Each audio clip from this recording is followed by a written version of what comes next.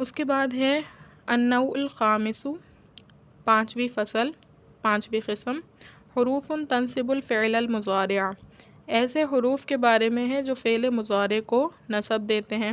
وہی اربعۃ احرف، اور یہ چار حروف ہیں، ان ولن و کئی و اذن، یہ چار حروف کون کون سے ہیں؟ ان، لن، کئی اور اذن ہیں، ٹھیک ہے۔ فَأَن لِلْاِسْتِقْبَالِ، ان جو ہے استقبال کے لیے آتا ہے، وَإِن دَخَلَتْ عَلَى الْمَاضِي، اگرچہ یہ داخل ہو کس پر؟ ماضی پر۔ نحو، جیسا کہ اس کی مثال، اسلمت ان ادخل الجنت، میں اسلام لایا تاکہ میں جنت میں داخل ہوں۔ وَأَن دَخَلْتُ الْجَنَّةَ، تاکہ میں جنت میں داخل ہوں۔ وَتُسَمَّى هَذِهِ ان مصدریۃً، اور یہ ان جو ہے وہ مصدریہ، ان مصدریہ کہلاتا ہے۔ وَلَن لِتَأْکِیدِ نفی المستقبل، اور یہ جو لن ہے حرف ناصبہ میں سے فعل مضارع کو نصب دینے میں جو دوسرا حرف ہے وہ کیا ہے؟ لن ہے، اور یہ نفی کی تاکید کے لیے آتا ہے مستقبل میں، ٹھیک ہے۔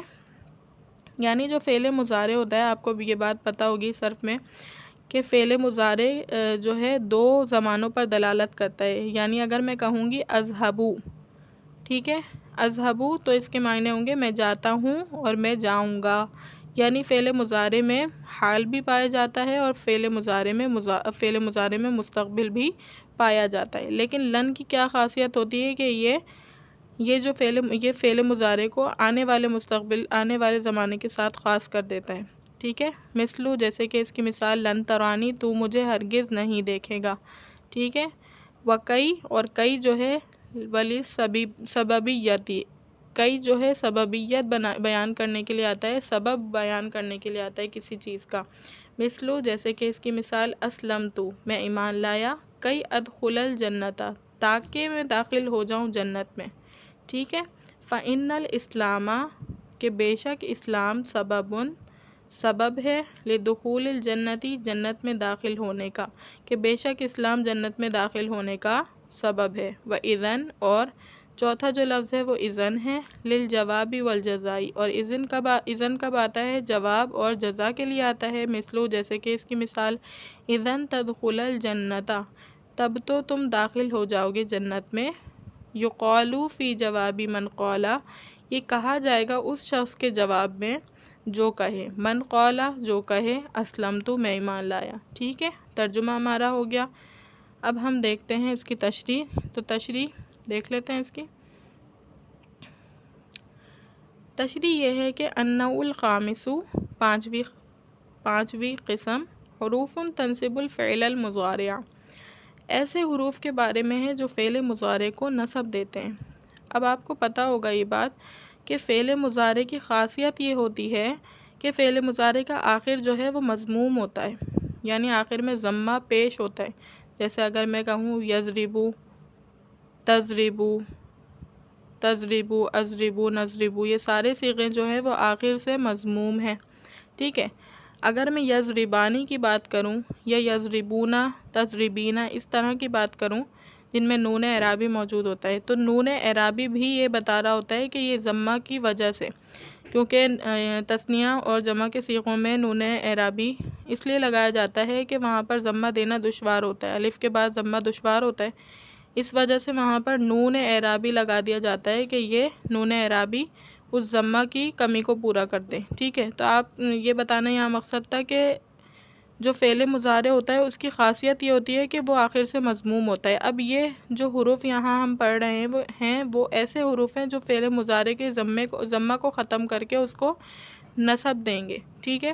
حروف تنصب الفعل المضارع، یعنی ایسے حروف جو فعل مضارع کو نصب دیتے ہیں۔ وہی اربعۃ احرف، اور یہ چار حروف ہیں، ان ولن و کئی و اذن، اور یہ چار حروف ان، لن، کئی، اذن ہیں۔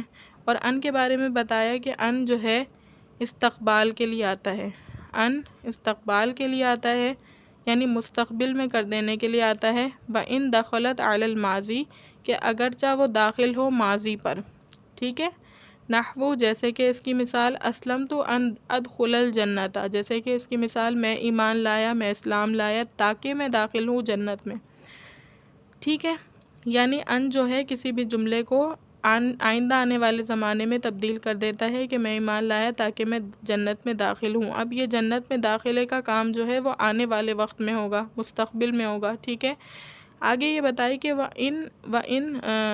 وَإِن دخلت الجنت، ٹھیک ہے، تاکہ میں جنت میں داخل ہو جاؤں۔ یہاں پر ایک مثال انہوں نے مضارع کی دی اور ایک مثال انہوں نے ماضی کی دی۔ دخلت ماضی کا صیغہ ہے اور ادخلو یہ جو ہے مضارع کا صیغہ ہے۔ یہاں پر انہوں نے بتایا کہ حتیٰ یہ جو ان ہے یہ مستقبل کے معنوں میں تبدیل کر دیتا ہے اگرچہ وہ ماضی پر بھی داخل ہو، ٹھیک ہے، ماضی پر بھی داخل ہو تو یہ کیا کر دے گا، مضارع بنا دے گا اس کو۔ اور ایک بات یہ کہ جب یہ مضارع پر داخل ہوگا تو یہ اعراب میں تبدیلی کرے گا، ان ادخلا، حالانکہ یہ ادخلو تھا، جب یہ ان داخل ہوا تو ادخلا ہو گیا، اور جب یہ ماضی پر داخل ہوگا تو یہ لفظی طور پر کوئی عمل نہیں کرے گا بلکہ معنوی طور پر عمل کرے گا، اور یہ ہو جائے گا وَأَن دَخَلْتُ الْجَنَّةَ، تاکہ میں جنت میں داخل ہوں۔ وَتُسَمَّى هَذِهِ مَصْدَرِيَّةٌ، اور یہ جو ان ہوتا ہے یہ مصدریہ کہلاتا ہے کیونکہ یہ معنی دیتا ہے، عربی میں اردو میں جیسے آتے ہیں نا کے معنی، کہ جیسے میں کہوں کہ میں نے کھانا کھایا اس لیے کہ کا لفظ آ رہا ہے تو مصدر کے طور پر آتا ہے، یہ عربی میں مصدر کے طور پر آتا ہے۔ وَلَن لِتَأْکِیدِ نَفْیِ الْمُسْتَقْبِلِ، اور لن جو ہے نفی کی تاکید کے لیے آتا ہے مستقبل کے اندر، یعنی مستقبل میں یہ بتائے گا کہ کوئی کام یہ ہرگز نہ کیا جائے گا۔ اس طرح سے اگر معنی دینے ہوں مجھے تو میں لن استعمال کروں گی، جیسے لن ترانی، کہ تو مجھے ہرگز نہیں دیکھے گا۔ دیکھے گا کا لفظ یہ بتا رہا ہے کہ کام مستقبل میں ہوگا، اور نہیں دیکھے گا نفی تاکید ہے، تو اس لیے میں نے بتایا کہ لن جو ہے یہ نفی تاکید کے لیے آتا ہے مستقبل کے اندر۔ کسی چیز کا سختی سے نہ ہونا اگر بتایا جا رہا ہو کسی جملے میں مستقبل کے اندر تو وہ لن کے ذریعے سے ہم بتائیں گے، ٹھیک ہے۔ پھر ہے اس کے بعد کئی، اب کئی کے بارے میں دیکھ لیتے ہیں۔ کئی کے بارے میں یہ بات کی کہ کئی جو ہے سببیت بیان کرنے کے لیے آتا ہے، کسی چیز کی وجہ بیان کرنے کے لیے آتا ہے، ٹھیک ہے، سببیت۔ اب سببیت کیا مطلب ہے ابھی دیکھ لیتے ہیں مثال میں۔ مثلو، جیسے کہ اس کی مثال، اسلمت کی ادخل الجنت، میں اسلام لایا تاکہ میں جنت میں داخل ہوں۔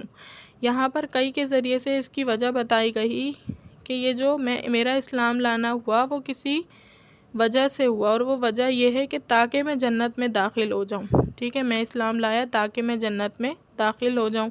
فَإِنَّ الْإِسْلَامَ سَبَبٌ، کہ بے شک اسلام جو ہے وہ سبب ہے، وجہ ہے، لِدُخُولِ الْجَنَّةِ، جنت میں داخل ہونے کی، ٹھیک ہے۔